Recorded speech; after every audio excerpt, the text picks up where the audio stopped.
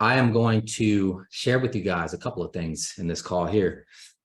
Just a reminder, right? Huddles every Monday, Wednesday, Friday, 8:30 CST. That's my huddle.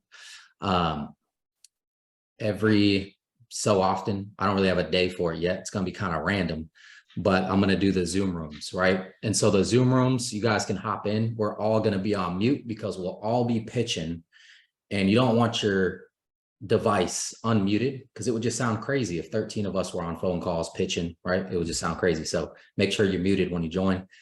Camera on, camera off, it doesn't matter. But what I've noticed is like, it just adds a little bit more community when everybody's like sitting in the same seat, sitting there, just, dialing. And it's just easier to have that discipline when other people are around and you're there to see it. So I'm going to be doing that sporadically. I don't really have a time and a date for it.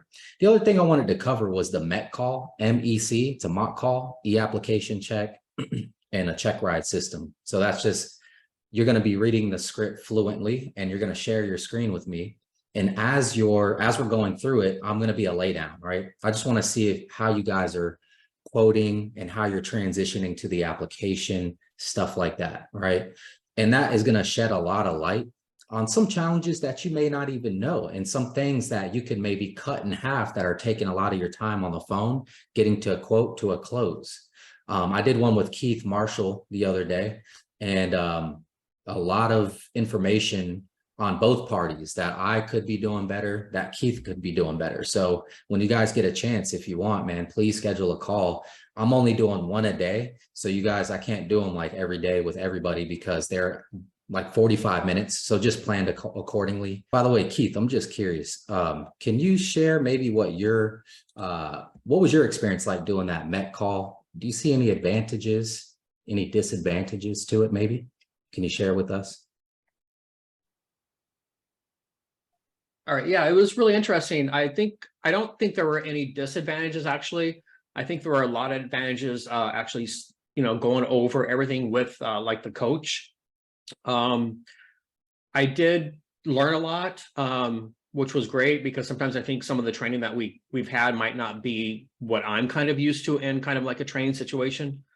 But I suggest that everybody at least do one of them. Yeah, just do one MEC call. So like, what's something that you learned on that MEC call? I'm just curious that maybe you're going to implement on your calls moving forward. Transitioning to the application was a big experience for me. I did learn that to really take your time and kind of slow down and just be very precise when you're actually speaking with the client, and then using the application at the same time when you're taking the medications and all that.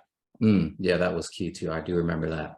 So one of the things that I noticed was if you're pitching and you're in the quotes, right? And we're talking underwriting here, and you have the applications from the applicant. One thing that helped Keith out a lot was when he's asking them about the prescription, sometimes the client might not know. And maybe he hasn't experienced that yet, but there definitely will be a time where a client might be taking a medication and they're not 100% to even why they're taking it. They're just a compliant patient and their doctor has been prescribing it to them for a couple of years. So on FEX toolkits, and I'll go ahead and share my screen because it'll just be easier to visualize. So when you're in FEX toolkits, right, and you guys put a prescription in, let me just log in real quick. Kenny, what's a prescription real quick? Huddle. See it all the time. For CHF, high blood pressure, one of those deals. Right. So if they don't know, you see there's a couple of different ones here that'll knock this graded, possibly ROP or an immediate death benefit, right? So all of these might actually affect the underwriting very greatly. And if they go, well, I don't know what I take carvedilol for, you can go, have you ever had congestive heart failure? And they go, no. Well, that's a relief, but you also knocked out some of the other underwriting questions, right? Okay, maybe it's for high blood pressure. Oh yeah, that is what it's for. And then boom, you can just click it. Now, if they're currently taking it, you don't have to worry about the dates. You don't have to mess with these at all. Just make sure this box is checked. Are you taking it? Yep. All right, perfect. Boom. And are they compliant, right? Most of the time they're going to tell you yes, because you sound like their doctor and they don't want to get in trouble. So they're just going to be like, yeah, I take it.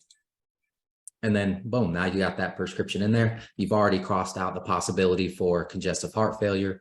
But, you know, feel free to ask other questions about the heart. Have you ever had a heart attack or anything like that? No? Okay, great. So while you're simultaneously asking the health questions, you're in this quote tool, right? We're not asking and maybe looking at an underwriting guide or just writing prescriptions down or health conditions and then having a lot of empty space on our calls to input that information. Another example of that is in the beginning of your script. If you're outbound, you're asking them their date of birth. They're verifying. May I verify the date of birth here? And you're maybe in your CRM, right? And just as an example, a lot of the web leads will have the date of birth in here,